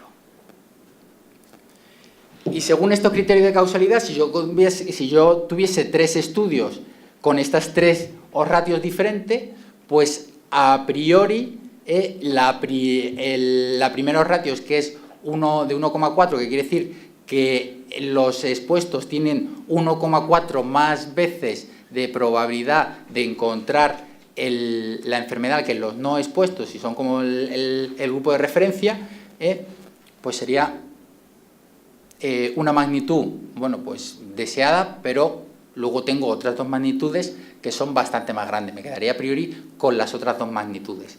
Pero dentro de las otras 2 magnitudes, aunque la odds ratio de 9,8 es con una magnitud mayor, pero lo que digo, ese intervalo de confianza que se acerca al valor nulo, que es el 1, me huele mal. Entonces, probablemente el diseño de mi estudio, que nos pasa muchas veces estos intervalos de confianza tan amplios, no sea el más adecuado, me falte potencia. Entonces, para mí el estudio que más causalidad del factor de riesgo frente a la enfermedad es el estudio número 3. Bueno, y el último criterio que se tiene que dar sí o sí es la relación dosis-respuesta. Lo de a mayor dosis, mayor incremento del riesgo, en la mayoría de las variables que estudiamos nosotros, que son variables estocásticas, que ¿qué quiere decir? Que a mayor exposición no quiere decir que sea peor la enfermedad, sino que más riesgo tienes de enfermedad, pues es ideal encontrar este tipo de variables, ¿de acuerdo? Va a apoyar más ese criterio de causalidad que si no existe ese criterio de a mayor dosis, mayor riesgo de. Otra cosa es que nos podemos encontrar también con estudios que no solo aparezca esta dosis respuesta, sino que el todo o el nada, ¿no? Como puede ser, por ejemplo, una infección de tuberculosis, pues tiene que haber habido un bacilo de la tuberculosis. Si no hay bacilo de la tuberculosis, imposible que haya bueno, justo en este caso vamos a poner el VIH y SIDA, ¿de acuerdo? O sea, el factor de riesgo es causa necesaria para que aparezca la enfermedad, que entonces también pues nos va a hablar de un criterio de causalidad bastante consolidado. Aunque no siempre ese factor es dosis dependiente o a más, como nos podemos encontrar una relación que no siempre son lineales. Esto hay una clásica, bueno, es clásica, que se está hablando mucho del consumo de alcohol moderado, ¿no? Frente al riesgo de evento cardiovascular. Pues tienen menos riesgos los participantes que consumen un alcohol de forma moderada que los que más consumen y también que los que menos consumen. O sea, ahí no es a más, no es una relación lineal. Lo que he dicho, lo ideal es encontrarse esta relación, ¿no? Pues tabaco con mortalidad. Pues claramente tabaco como variable estocástica, a mayor exposición al tabaco, más riesgo de mortalidad. saliendo de esas tres que tienen que aparecer siempre para poder decir que existe ese criterio de causalidad, vamos a ver hasta las otras 9 que ayudan también bastante a decir si nuestra variable principal es causa de la enfermedad que queremos estudiar. Consistencia, que es la replicación de los resultados. O sea, no siempre tiene por qué aparecer. Si yo soy el primero en decir algo, no existe esa consistencia. Pero sí es aconsejable que luego otra gente te cite mucho y te cite bien, diciendo que sacan también lo mismo que estás diciendo tú. O sea, que evalúen tu hipótesis, lo que dijimos, un estudio analítico puede hacer sacar otra hipótesis o la propia evaluación de tu propia hipótesis que habías confirmado. Plausibilidad biológica, pues también es bastante importante que aparezca, ¿no? Que la etiología de nuestra enfermedad pues vaya acorde con el factor de riesgo que estamos viendo. Tampoco es imprescindible por eso, porque hay gente que dice las cosas por primera vez, pero si va acorde con la etiología y con otros estudios, pues también muy bien. Coherencia de los hallazgos. Es lógico pensar que si alguien ha relacionado el Helicobacter pylori con una úlcera gastroduodenal, pues si yo hago un estudio de Helicobacter pylori y cáncer gástrico, pues también aparezca esa asociación causal. ¿De acuerdo? Cuando esta coherencia de factor de exposición y enfermedad, pues la historia natural de ese factor de riesgo genera patologías que tienen que ver con la que yo estoy estudiando, pues también me ayuda a ratificar esa causalidad de efecto que estoy estudiando.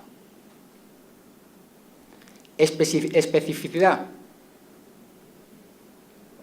Es considerado el criterio más débil, porque esto quiere decir que una causa da lugar a un solo efecto. Y yo creo que esto en medicina es que si existe muy poco, porque lo que siempre hemos dicho, ¿no? Que la medicina no es todo ni blanco ni negro. Entonces, si somos estrictos con este criterio, desde luego no habría causalidad en ninguna asociación, ¿de acuerdo?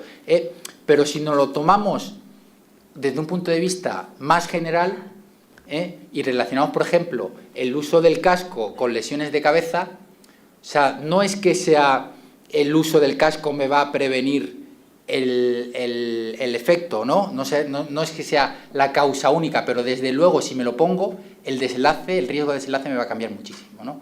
Entonces, cuando hay asociaciones tan claras como la toma de ansiolítico y caídas en ancianos, ¿no? O sea, corroboran nuestra asociación causal. Evidencia experimental. Pues si nuestros estudios se basan en unos estudios experimentales pues, con animales, que la verdad que nuestra especialidad no tiende a ir mucho por ahí, ¿no? O se basa en otros estudios que fuera de nuestro ámbito son estudios experimentales, controlados, aleatorizados. Oye, pues esto pasó en una corte de adolescentes, pues me voy a basar yo también en ese estudio en mi población laboral y si me sale algo parecido a lo que le salió con los adolescentes, es coherente trasladar esos resultados a mi estudio también. Lo mismo que podíamos aquí hablar de evidencia experimental, que es lo que acabamos de decir. Y por último, la analogía. Si tengo ensayos donde un citostático dicen que genera teratogenicidad y yo quiero estudiar otro citostático distinto y a ver si me genera teratogenicidad y veo esa asociación, pues es lógico que pues cosas parecidas generen efectos parecidos, ¿no? Entonces eso también iría un poquito más a hablar de mi causalidad en esa asociación. ¿De acuerdo? Entonces, retrocediendo otra vez, sí que tengo tiempo, ¿no? Retrocediendo otra vez a esa clasificación de estudios analíticos, mi intención es desterrar la parte de abajo de la diapositiva, desterrar todos estos estudios descriptivos que a lo mejor en un momento determinado los podemos necesitar para plantearnos estas hipótesis, pero que no sea la base de nuestra investigación y sobre todo, de verdad, por favor, lo que no he dicho antes, que he dicho antes, que no sea la base de nuestras actuaciones médicas en el día a día con nuestros pacientes. Entonces, yo voy a intentar convenceros de que tenemos que pasarnos a los estudios de corte. De hecho, no tengo tiempo en esta sesión para convenceros.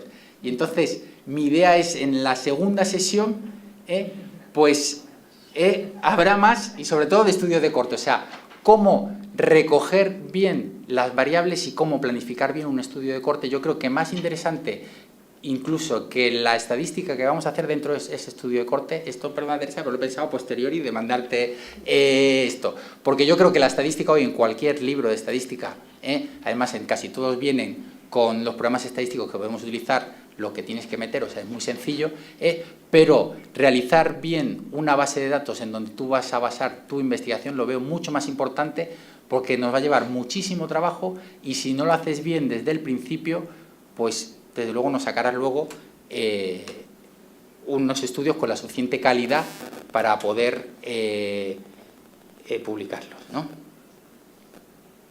Entonces, con ese estudio de cortes que hemos visto, pero bueno, estudio de cortes hay dos. Están los estudios de cortes retrospectivos y estudios de cortes prospectivos. ¿Cuál debo utilizar? ¿Qué ventajas o inconvenientes me va a dar cada uno? Que era un poco la última parte que presentaba en la primera diapositiva. Pues vamos a ver un poquito más a fondo cómo son los dos y un poco luego pues que cada uno se plantee lo que tiene y decida uno u otro.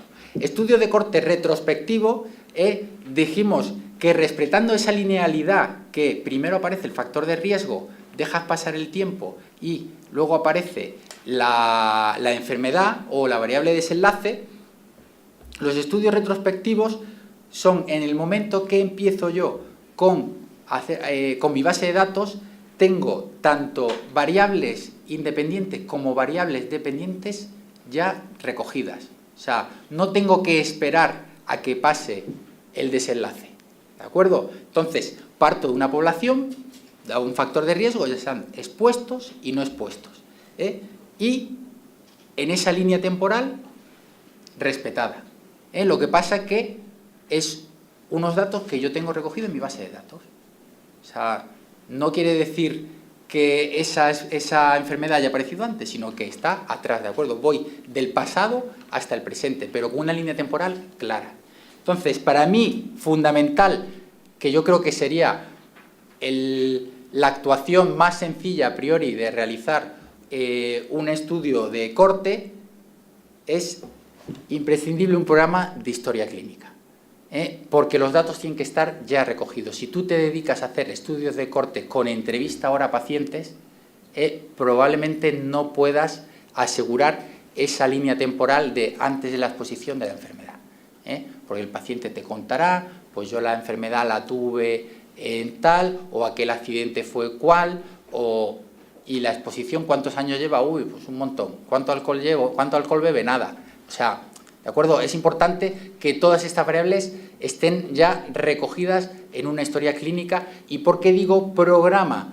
Porque si tenemos un archivo o 4 cajones de historias en papel, vamos a tardar muchísimo tiempo en poder recopilar bien los datos para que luego poderlos utilizar bien, ¿de acuerdo? Entonces, este estudio es una muy buena idea, pero tengo que tener un programa de historia clínica. ¿Estudio de corte prospectivo?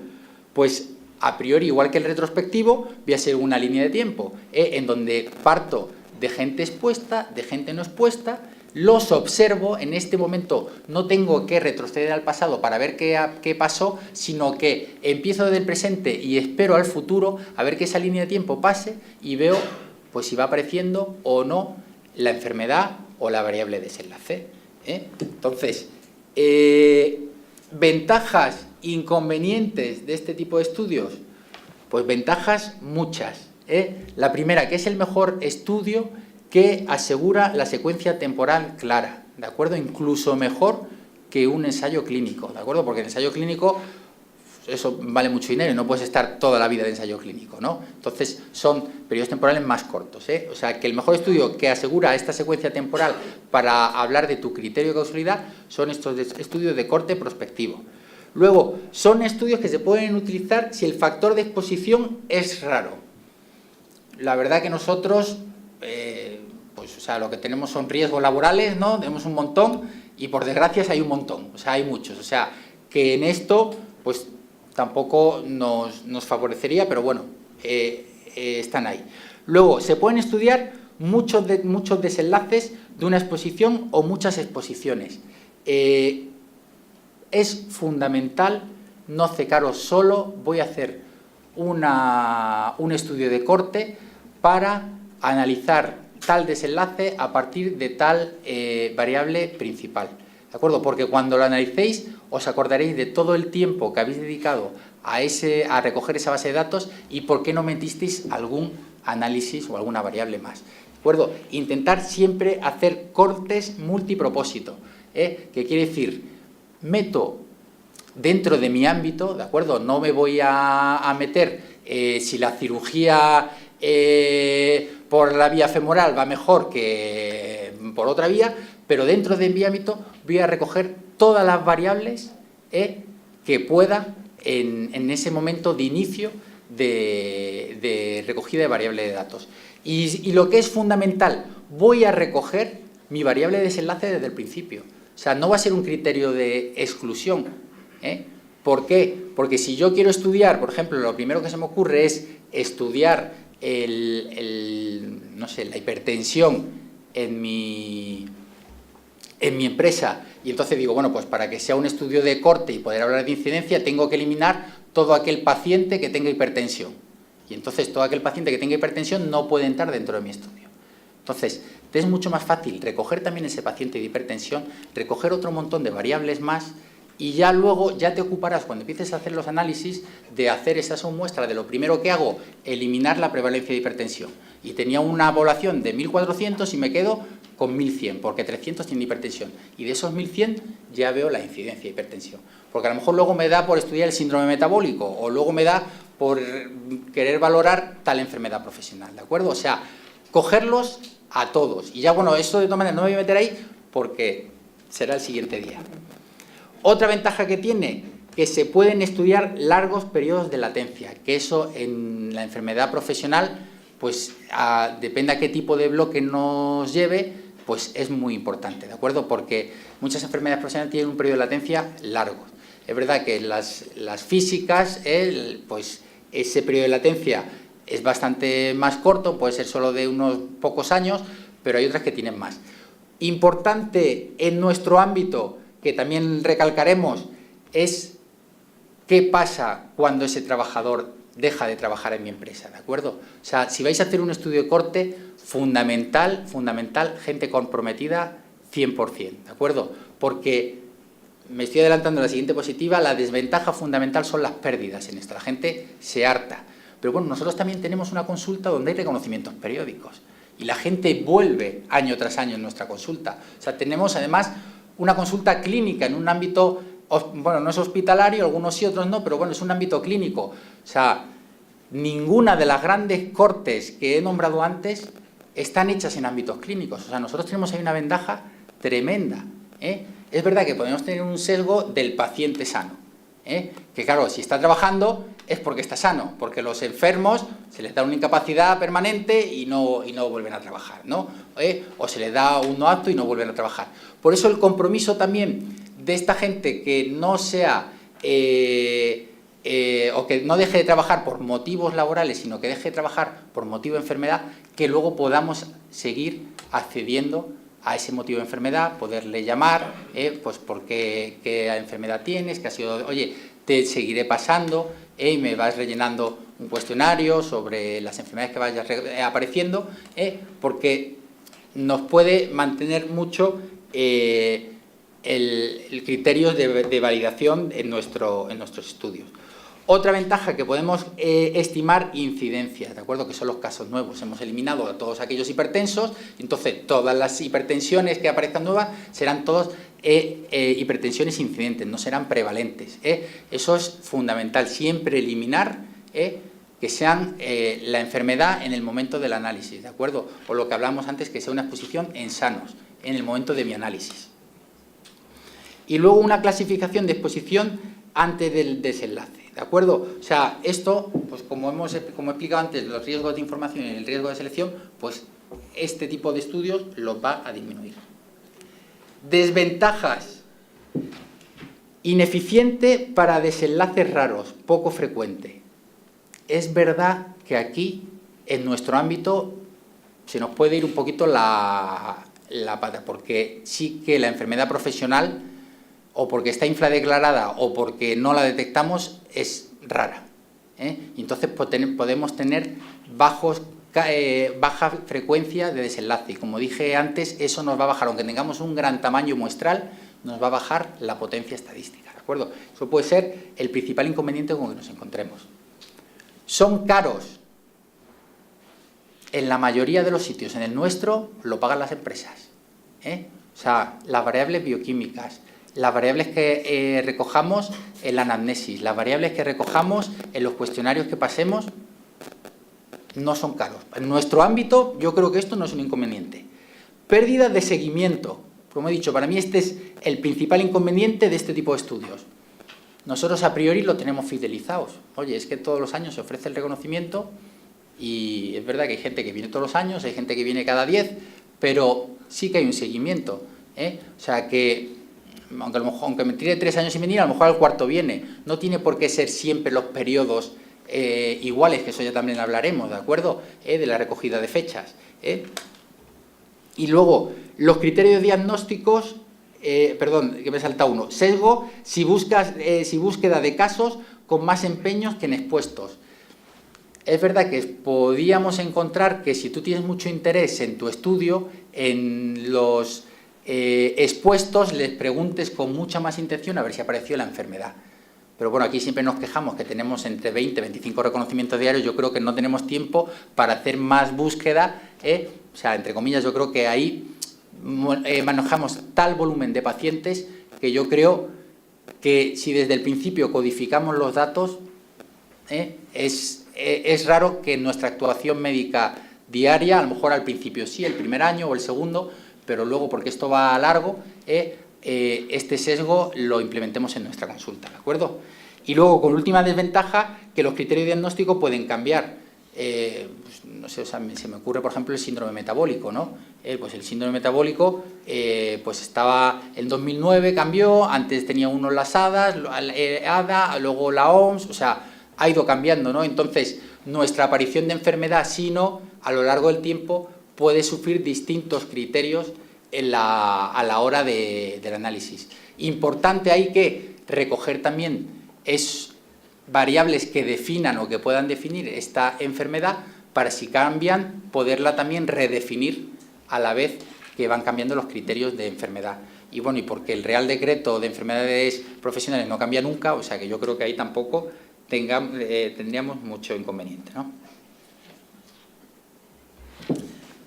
Entonces, yo sobre todo quería llegar hasta aquí, porque quería convenceros de esto. Si queréis, le puedo dedicar 10 minutos más y explicamos estudios descriptivos y estudios experimentales. O si queréis, pasamos a la... ¿Cómo vamos en tiempo? Pues nos quedamos aquí. Y entonces, pues yo creo más interesante responder que seguir avanzando. Bueno, gracias a las 3 y a Alejandro se nota la juventud de los que vienen por la preparación. Muchas gracias, porque la verdad que en muchas cosas repaso y en otras cosas adquirir conocimientos nuevos. Oye, me han preguntado, bueno, la verdad que viene de Luis, las dos. Me pregunta Luis Reynoso, el presidente, que qué te parece el MESTRA, o que si conoces algún programa que sea mejor que otro en el sentido de la gestión que tenemos en consultas, y para vigilancia de la salud a la hora de recoger los datos? O sea, a mí el Mestre hace ya muchos años que no trabajo con él, pero cuando trabajé me parece un buen programa de historia clínica.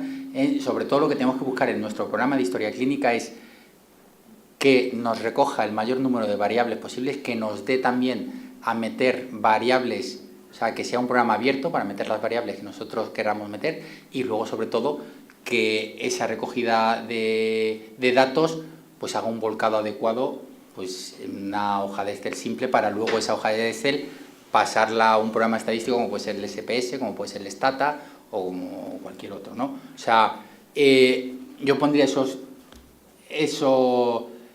criterios para la elección del programa de historia clínica, pero vaya, que mi recuerdo que el Mestre de sobra, vaya, que sí. Bueno, Teresa, pero no eres tú, ¿no? Porque no te ha dado tiempo a escribir todo esto. Ah, vale. Bueno, leo tal cual porque es un poco larga. Oye, los que estáis al otro lado, veces preguntas por WhatsApp un poco breves, porque si no... Bueno, yo te lo leo tal cual. En la medicina del trabajo actual de ámbito hospitalario tenemos el tema candente de los medicamentos peligrosos. Se conoce la peligrosidad de estos medicamentos usados en pacientes a dosis elevadas y por vías de administración concretas. Pero poco se sabe de los efectos en los trabajadores tratándose de exposiciones crónicas a bajas dosis y por vías de administración diferentes. Cuando pienso en diseñar un estudio para saberlo, me parece casi imposible. La muestra tendría que ser enorme y pensando en el tiempo de latencia de aparición de los efectos, ¿puedes hacer una aproximación a grandes rasgos? Mientras tanto, ¿qué podemos hacer los médicos del trabajo en los hospitales? Gracias y enhorabuena a los tres. Pregunta de Mamen Bellido. Vale, le voy a responder a Mamen, bueno. Me voy a esta diapositiva, ¿no? O sea, yo creo que con los medicamentos peligrosos estamos actuando aquí. Para perdonar, no sé... Es que como retro no te coge la luz, es roja. Es rojo, ¿no? Sí. Bueno, pero aquí algo se ve, ¿no? En el grupo 3 de pobre, opinión de autoridades y informes de expertos, porque lo que tenemos que nos dice el Ministerio está basado en las recomendaciones americanas y se han vuelto a actualizar en las mismas recomendaciones, ¿no? Entonces, yo creo que efectivamente no hay una medicina de alta calidad y evidencia sobre estos medicamentos, pero bueno, yo creo que cuando, bueno, pues así funcionan los riesgos laborales, ¿no? Que aunque no esté muy clara la causalidad, pero el desenlace es tan grave que me parece muy bien actuar de forma prudente. Estudios, pues habría que recoger de forma muy adecuada la exposición, o sea, yo haría también un estudio de corte, porque claramente esto habría que hacerlo con un estudio de corte prospectivo, no a 5, 10, sino a 15, 20, 25 años, que es cuando puede aparecer la posible enfermedad. Hablar muy bien, incluso cuando pierdas la información, tener posible acceso a ¿cómo se llama esto? A las causas de mortalidad, que también pone, no me sale como ahora cómo se llama, los listados de causa de mortalidad de la población española, para poder acceder a ellos y ver al final, pues, esas causas de mortalidad si se puede relacionar con la posible exposición o no exposición, ¿no? Vale, y la última, Alejandro, de Luis también, pregunta que por qué es mejor el prospectivo que el retrospectivo. Lo has puesto antes, pero bueno, igual sintetizando... O sea, yo no he dicho tampoco en ningún momento, Luis, que sea mejor el retrospectivo o el prospectivo. O sea, yo creo que el prospectivo lo que sí nos va a dejar mucho más claro es la secuencia temporal, porque ahí sí que no va a haber ningún sesgo de recuerdo del paciente o de tu mala clasificación en aquel momento en la historia clínica, ¿no? Y entonces, yo creo que el momento de empezar puede ser empezar con esos estudios retrospectivos, pero luego montarte una buena corte prospectiva va a hacer que a la hora de recoger las variables te las plantees como las quieres recoger ahora. Porque hace 10 años las recogiste de una manera y a lo mejor no las recogiste de la manera que quieres dar respuesta a esos objetivos de tu proyecto de investigación, ¿no? Entonces, ahí puede caer también un poquito el estudio retrospectivo respecto al prospectivo, que lo estás organizando ahora para dar respuesta a este objetivo, ¿no? Y de los aquí presentes, ¿alguna pregunta antes del café? María, tú no. Me daría un montón. A ver, dinos. Bueno, pues una cosa, por ejemplo, asequible para nuestros servicios de medicina del trabajo. Es decir, Espera que te dan el micrófono. sí, gracias. Yo te preguntaría, vamos a ver, bueno, enhorabuena en primer lugar porque para mí esto ha sido ideal que nos lo explicaras y lo que nos hace falta, o al menos a mí. Y en segundo lugar, por ejemplo, si nosotros queremos en nuestro servicio de medicina del trabajo, que tenemos muchos empleados cerca de nosotros, ver qué impacto tiene algún medicamento sobre su salud, por ejemplo, sobre su hipertensión o sobre su obesidad, que le tratemos para intentar mejorar esa obesidad o esa salud intestinal. ¿Cómo podríamos hacerlo? Es decir, pasando un cuestionario con una historia clínica, por supuesto, previamente, administrándole el medicamento 3 meses o 6 meses o el tiempo que fuera necesario hasta ver unos resultados y luego evaluar resultados después de ese periodo. ¿Cómo sería ese estudio? ¿Cómo lo calificarías y cómo lo podríamos realizar? Me ha dicho Mari Carmen. María. Ah, María, perdona. María, o sea, lo que me has propuesto tú es que te acabas de hacer tu ensayo experimental, ¿no? O sea, claramente esa exposición va a estar controlada por el propio investigador, ¿no? Entonces, de hecho, vuelvo a esta misma diapositiva, ese ensayo controlado y aleatorizado va a ser el que mayor evidencia científica desde el punto de vista de tipo de estudio va a generar. Luego, claro, hacer un ensayo clínico controlado y autorizado bien hecho es difícil. Eso es lo que te quería preguntar. ¿Qué condiciones deberíamos de reunir para hacerlo bien hecho? La verdad que las condiciones, de verdad que tendría que tener como otra hora para explicarte realmente bien las condiciones. Y yo incluso, de hecho, si veis que es más accesible a vuestra investigación ensayos clínicos o ensayos experimentales, el siguiente día no traigo cómo hacer una corte, sino traigo cómo hacer un buen ensayo clínico. Yo creo que en España tenemos el ejemplo del Predimed, ¿no? Sí. En donde es un ensayo que puede ser, porque nosotros generalmente no vamos a contar con esa ayuda de la industria farmacéutica, en donde nos va a dar su medicación, nos va a dar un placebo, o sea, montar un buen ensayo clínico sobre un fármaco es muy complicado, pero sí que podemos montar ensayos clínicos o más bien ensayos de campo con actuaciones nuestras, ¿no? Claro. Y eso, el ejemplo lo tenemos ahí en el Predimer, porque al final es un ensayo de campo, con dieta mediterránea y ahora el Predimer Plus con ejercicio físico, ¿no? Entonces, es complicado para garantizar la calidad de ese ensayo, ¿no?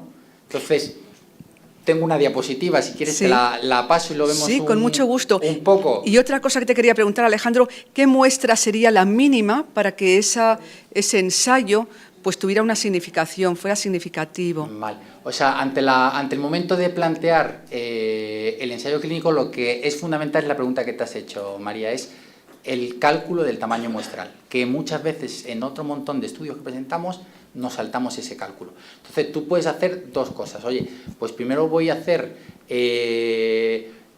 un estudio piloto. Si no tengo los suficientes datos en la bibliografía general que me acerquen un poquito para poder calcular el tamaño de muestra que necesito para encontrar diferencias entre las magnitudes que se han visto, por ejemplo, en una corte, ¿no? Si tengo estudios realizados de corte, pues yo mi consejo es vete a la literatura, mira la odds ratio o la hazard ratio o el valor estadístico que hayan analizado, y entonces bajo un cálculo de tamaño muestral, pues implícate cuánta población necesitarías en expuestos y no expuestos para calcular. Si no tienes ese dato porque es una actuación tuya muy particular en tu empresa, pues eso, haz primero un estudio piloto, probablemente te salga un resultado no significativo y entonces te basas en ese valor de odds ratio, por ejemplo, del 1,8 con las personas que tenía, y entonces a base de ese dato haces un cálculo de tamaño muestral, cuánto necesitaría para que, en supuesto que esto sea una asociación causal, se replicaría esta misma magnitud pero siendo significativa. Eso no quiere decir que luego te salga significativa, pero sería tu cálculo de tamaño muestra, ¿no? ¿Y ese piloto con qué mínimo lo calcularías, propondrías tú realizarlo? Hay en las pruebas estadísticas hay unos criterios para seguir una normalidad que te las puedes saltar, por ejemplo, si las muestras son mayores de 30 en cada grupo de exposición. Entonces, pues yo te digo, por poner un criterio mínimo, pues te diría más de 30 en cada grupo. O sea, y al final, pues porque si tiran 1, 2 o 3, pues coge pues 65, 68, 70 participantes. Y otra cosa, y la última, y no entretengo más, ¿sería obligatorio hacer un placebo también?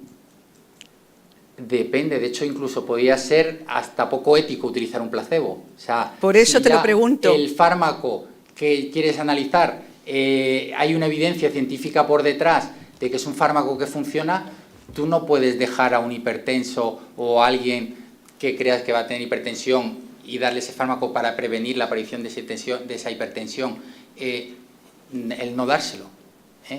Entonces, yo ahí utilizaría, pues no sé, si estamos hablando de fármacos de hipertensión, pues con otro tipo de fármaco. O sea, pues quiero ver mi consulta si un diurético me va mejor que un ARA2. Pero siempre es importante o necesario tener dos grupos para comparar uno con otro. O sea, si nos salimos ya del experimental y nos vamos a un cuasi experimental, yo puedo controlar mi intervención, mi exposición, que quiero decir, se la doy a todos mis pacientes y luego veo el efecto. ¿De acuerdo? ¿Cuál es el efecto? ¿Con qué comparo yo? Porque no tengo un grupo con que comparar.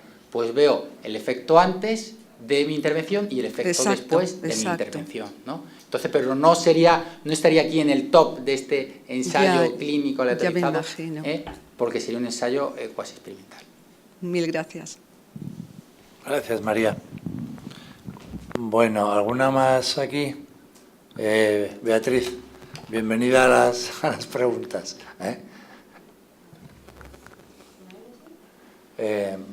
Jorge, mira a ver. Espera, a ver. Así le damos salón. ¿Así? Sí. A lo mejor es una pregunta un poco básica. Yo soy fisioterapeuta y me estoy iniciando en el mundo de la salud laboral y quería saber alguna base de datos específica, revistas de alto impacto, qué nombres tendría que buscar para pues empezar a hacer una búsqueda. Normalmente, o sea, si quieres investigar en tu especialidad como fisioterapeuta y quieres sacar resultados dirigidos a fisioterapeutas, pues lo que te tienes que ir a un tipo de revista donde trate sobre la fisioterapia y hay programas que te ordenan el factor de impacto de esas revistas, ¿no? Y entonces, un poco luego dentro de esas revistas, pues sería un poquito buscar tu tema que te interesa en tu actuación y valorar un poquito qué han hecho otros, ¿no? Es que fisioterapia laboral de momento no está desarrollada. Pero por eso preguntan medicina laboral, pues a lo mejor más enfocada a trastornos musculoesqueléticos.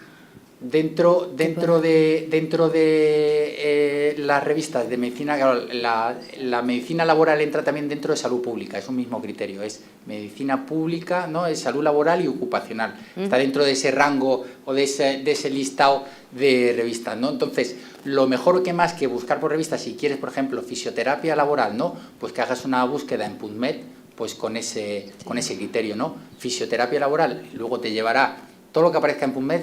Sabes que por lo menos tiene un impacto y a priori la lectura que vas a hacer, yo mi consejo, bueno, yo creo que me estoy metiendo un poquito donde ellas, o sea, pues después por lo menos de la clase que te he dado, leer el método, a ver qué han seguido, ¿no? O sea, lo que he dicho, ¿no? O no, ni siquiera el método, ese objetivo de escribir, pues bueno, dice, oye, pues puedo utilizar este artículo para plantear yo una hipótesis y luego evaluarla, ¿no? O ya hay gente que lo ha descrito, lo que decía también, no sé si lo ha dicho Lourdes o Teresa, ¿no? Oye, en otros ambientes, y lo voy a valorar también, si también en mi ambiente laboral, que es un ambiente, pues no sé, de una empresa más sedentaria, administrativa, o es un ambiente de una fábrica y no está valorada esas actuaciones en un ambiente laboral así, ¿no? Entonces yo sería un poquito el consejo que te daría ahí. Gracias. Venga, a ti. Y Beatriz, seguro que tus compañeros médicos y enfermeros del trabajo están encantados de que les motives ahí y poder hacer algo, seguro. Gracias.